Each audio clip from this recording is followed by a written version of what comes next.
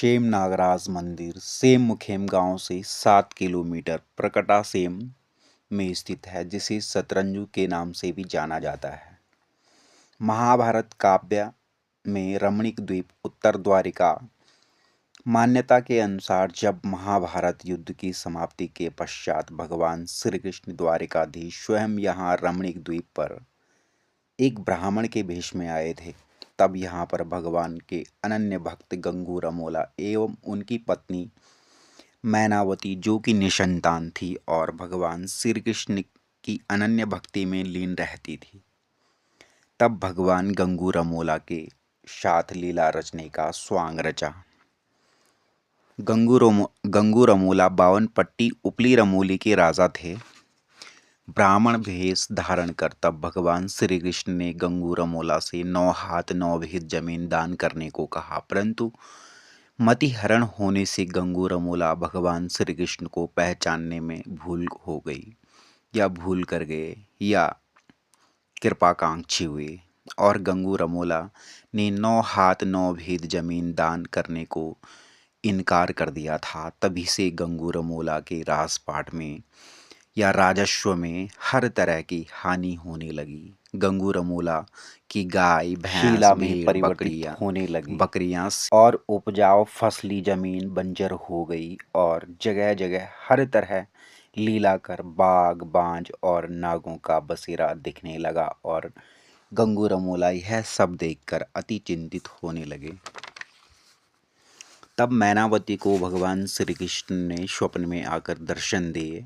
तत्पश्चात 9 हाथ 9 भीत जमीन दान करने पर गंगूर अमोला ने भगवान श्री कृष्ण से शर्त रखी थी कि यदि आप हिडम्बना राक्षसी का वध करके हमें मुक्ति दोगे तो मैं आपको 9 हाथ 9 भीत जमीन दान कर दूंगा। तब भगवान श्री कृष्ण ने हिडम्बना राक्षसी का वध किया और गंगूर अमोला ने 7 अलग अलग स्थानों पर मंदिर बनवाए, जो आज भी भिन्न भिन्न नामों से जाने जाते हैं। Aruni same, Varuni same, शतरंजू same, गुप्त सेम, प्रकटा सेम, तलबला सेम, डुगडुगी सेम, और अंततः भगवान श्री कृष्ण प्रकटा सेम गर्भशिला स्वरूप अंतर्ध्यान हो गए। तत्पश्चात गंगूर अमोला और मैनावती को वृद्ध अवस्था में 2 संतानों की प्राप्ति हुई, जिनका नाम सिधवा और विधवा था, और गंगूर अमोला वंश समाप्ति से पहले वरदान दिया कि यहाँ मेरी पूजा के साथ साथ में आपकी भी पूजा की जाएगी, और कहा कि मेरे आराध्य भगवान शिव की यह पावन तपस्थली केदार खंड मानस खंड में मेरी पूजा शेषनाग नागराज के स्वरूप में पूजा की जाएगी।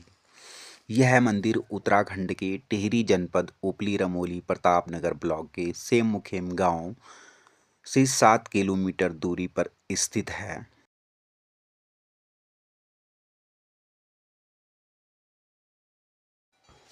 और मंदिर पहुंचने के लिए लमगांव, सेरा, मोहल्ला, ओनाल गांव, हेरवाल गांव, दीन गांव, गंडियाल गांव, मुखेम, सद्दड़ गांव बीच में पड़ते हैं। और यदि दर्शनार्थी कोडार से होकर आते हैं तो डांगी, खुरमोला और खंबाखाल गांव बीच में पड़ते हैं। मनभागी पर्यटक स्थल से मंदिर की दूरी 2 किलोमीटर दूरी पैदल यात्रा है, और पैदल यात्रा शुरू होते ही आपको यहाँ पर कुछ दुकानें, होटल इत्यादि प्रसाद, भोजन, चाय, नाश्ता के लिए उपलब्ध मिलेंगे। और मज़े की बात यह भी है कि ओम अन्नपूर्णा मल्टी कुजीन भोजनालय पर इंडियन और चाइनीज़ फूड खाने का अवसर भी मिलेगा। पैदल पथ यात्रा शुरू होते ही बीच रास्ते में काल भैरव मंदिर पड़ता है, जहाँ पर पंडित सुखदेव भट्ट मंदिर के पुजारी आपको मिलेंगे। यहाँ पर भगवान काल भैरव साक्षात विराजमान हैं, और वे भी अपने सभी भक्तों पर अनुपम कृपा दृष्टि सदैव बनाए रखते हैं। यहाँ पर भी आप अखंड ज्योत के लिए तिल का तेल, सरसों का तेल, प्रसाद, श्रीफल आदि भेंट चढ़ा सकते हैं। और मंदिर पहुंचने पर आपको दर्शन करने के बाद मंदिर के दाईं और बाईं तरफ 1 किलोमीटर दूरी पर डुगडुगी अद्भुत शिला और घोड़ी के निशान शतरंज शोर देखने का सौभाग्य प्राप्त होगा। इस मंदिर की एक और खासियत रहस्यमयी वरदान है।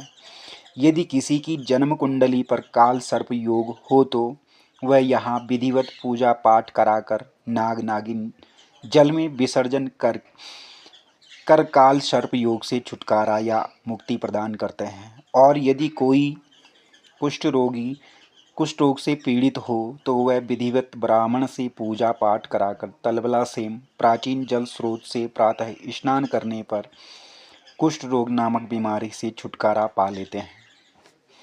मेरे द्वारा दी गई यह जानकारी काल्पनिक नहीं है।